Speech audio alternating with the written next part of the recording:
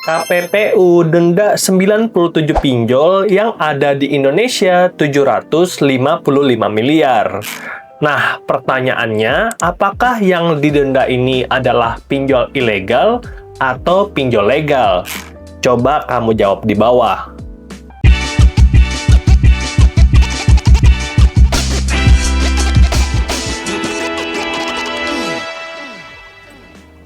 Yang buat aku kaget adalah fakta bahwa yang dapat denda oleh KPPU bukanlah pinjol ilegal, tapi semua pinjol legal yang under OJK.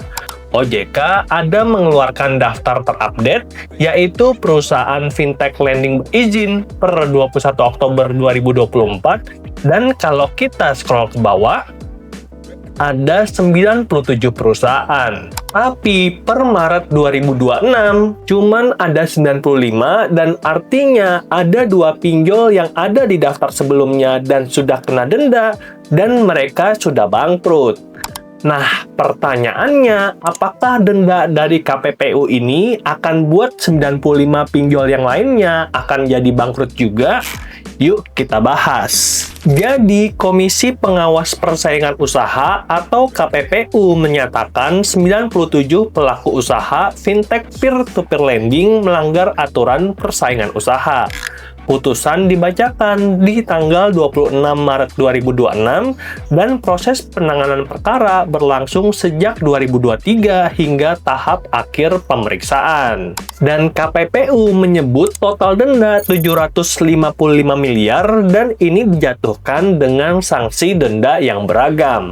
Artinya, ada yang kena denda besar, tapi ada juga yang kena denda kecil. Dan sidangnya sendiri sebenarnya sudah dimulai dari pemeriksaan pendahuluan pada 14 Agustus 2025 dan agenda awal berupa pemaparan laporan dugaan pelanggaran. Dan sebenarnya semua pinjol tersebut menolak nih tuduhan dari KPPU. Dan oleh karena itu, majelis kemudian melanjutkan perkara ke pemeriksaan lanjutan. Dan hasil pemeriksaan menunjukkan adanya kesepakatan penetapan suku bunga. Dan praktek penetapan suku bunga tersebut dinilai oleh KPPU mengarah pada koordinasi harga antar pelaku usaha. Jadi kita tahu bahwa yang namanya suku bunga pinjaman itu selalu berubah dari tahun ke tahun.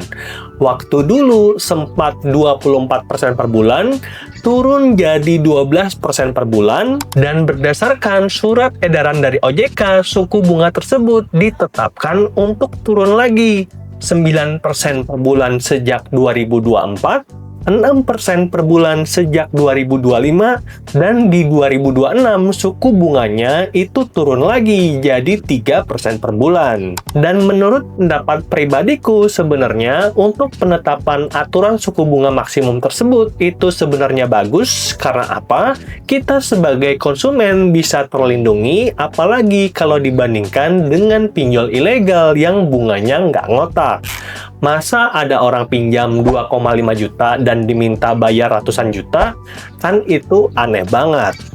Nah, tapi ada pandangan yang berbeda dengan KPPU nih. Disebutkan bahwa batas atas suku bunga tersebut tidak efektif melindungi konsumen. Kebijakan tersebut justru membentuk keselarasan perilaku dalam penentuan harga. Kondisi tersebut mengurangi persaingan harga dan dinamika kompetisi di pasar pinjaman daring ikut terhambat.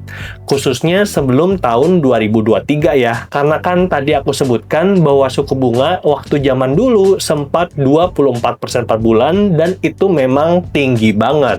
Nah, itu tuh yang dipermasalahkan oleh KPPU. Jadi, KPPU sebenarnya tidak mempermasalahkan sejak adanya aturan OJK yang bunganya turun 9%, 6%, dan kemudian 3% di 2026, yang dipermasalahkan adalah sebelum itu. Dan atas hal tersebut, OJK sudah lakukan siaran pers. Dikatakan bahwa OJK menghormati putusan KPPU terkait dugaan pelanggaran kartel suku bunga di pinjaman daring. Dan kita coba lihat apa aja sih perusahaan pinjaman daring yang kena denda oleh KPPU. Ini adalah daftarnya. Jadi, aku menemukan ada beberapa perusahaan yang kena denda paling besar.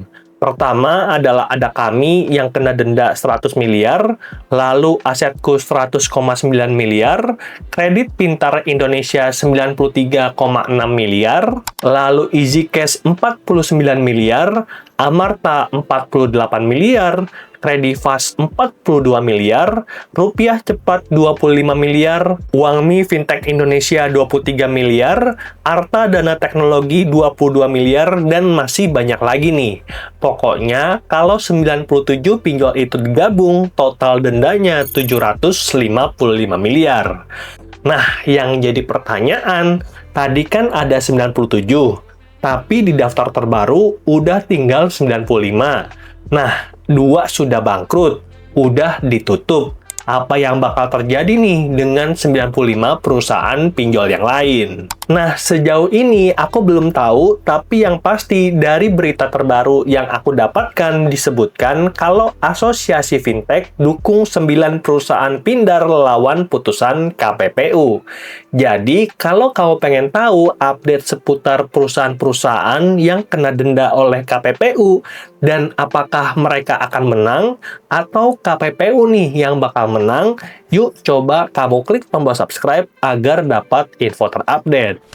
Oke, mungkin itu aja sedikit update kita tentang dunia perpinjaman online, dan semoga informasi ini bisa bantu kamu agar nantinya bisa lebih bijak dalam mengambil pinjaman.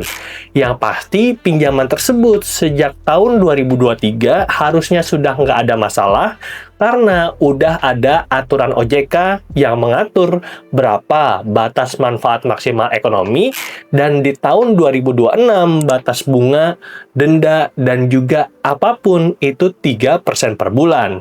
Harusnya ini udah cukup lebih murah, dan kalau kamu menemukan adanya pinjol atau adanya pindar yang bunganya lebih dari itu, coba komen di bawah. Oke, itu aja sedikit update kita. Semoga bermanfaat dan sampai jumpa di video yang berikutnya. Bye!